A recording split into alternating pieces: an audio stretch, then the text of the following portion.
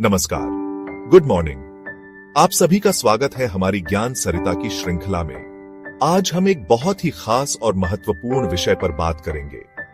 आध्यात्मिक बुद्धिमत्ता और भावनात्मक बुद्धिमत्ता के द्वारा सहज, सरल और सुखी जीवन। आध्यात्मिक और भावनात्मक बुद्धिमत्ता का महत्व। Significance of SQ and EQ। मनुष्य चाहे कितना भी बुद्धिमान या अनुभवी हो, वह बहुत गहरे में भावना प्रधान होता है। कई अध्ययनों से यह बात सामने आई है कि हमारा 75% जीवन भावनाओं से ही चलता है।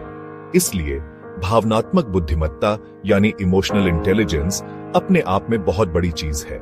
भावनाओं में बहना एक अलग स्थिति होती है। वह तो भावनाओं की सहज संतुलित स्थिति नहीं होती है, लेकिन अपनी भावनाओं को समझना और उन्हें सही दिशा देना ही असली SQ और EQ होती है। आध्यात्मिक और भावनात्मक बुद्धिमत्ता के लिए कुछ ज्ञान बिंदु। आइए कुछ ऐसे ज्ञान बिंदुओं का अध्ययन करें जो हमें अपनी भावनाओं को समझने और बढ़ाने में मदद करते हैं। अपनी भावनाओं को समझना खुद को समझने की पहली सीढ़ी है।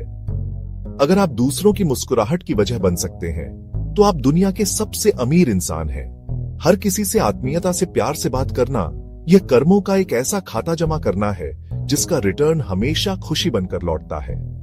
जब हम अपनी भावनाओं पर काबू पाते हैं, तो हम मुश्किलों पर भी काबू पा लेते हैं। जीवन की सबसे बड़ी जीत दूसरों को नीचा दिखाकर नहीं, बल्कि भावनात्मक बुद्धिमत्ता से बनाए हुए संबंधों से मिलती है। रिश्ते मजबूत करने का सबसे आसान और मुश्किल तरीका है सामने वाले की खामोशी को भी सुनना। सच्चा ज्ञान यह नहीं कि आप कितने बुद्धिमान हैं, बल्कि यह है कि आप में कितनी आध्यात्मिक बुद्धिमत्ता और भावनात्मक बुद्धिमत्ता है। खुद के प्रति और दूसरों के प्रति क्षमा भाव रखने का मतलब है कि आप स्वयं और दूसरों को आजादी देते हैं। राजयोग का अभ्यास हमारी SQ और EQ की योग्यता को बढ़ाने का सशक्त माध्यम है। शांत मन ही सबसे बड़ी ताकत होता है। बुद्धिवादी लोग केवल बौद्धिक और भौतिक प्राप्तियों के पीछे भागते हैं और अक्सर आध्यात्मिक व भावनात्मक बुद्धिमत्ता को भूल जाते हैं। यही वजह है कि कलयुग में भावना और बुद्धि का अनुपात बिल्कुल उल्टा हो गया है। यही एकमात्र कारण है संसार के पतन का। सतयुग में यह भावनात्मक और आध्यात्मिक बुद्धिमत्ता का 75% और बुद्धिमत्ता का अनुपात 25% बौद्धिक था, लेकिन आज यह अनुपात उल्टा अनुपात 25% और 75% का हो चुका है। अगर हम एक सहज और सुखद जीवन जीना चाहते हैं, तो हमें इस अनुपात को फिर से वैसा ही करना होगा जैसा यह पहले सतयुगी समय में था। हमें अपने जीवन में स्पिरिचुअल क्वोशेंट और इमोशनल क्वोशेंट को बढ़ाकर 75% पर लाना होगा और इंटेलिजेंस क्वोशेंट को 25% पर लाना होगा।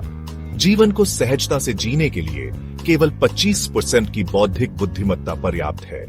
अपनी योग्यता को कैसे बढ़ाएं? हम सभी के भीतर भावनात्मक बुद्धिमत्ता की योग्यता सुप्त अवस्था में है।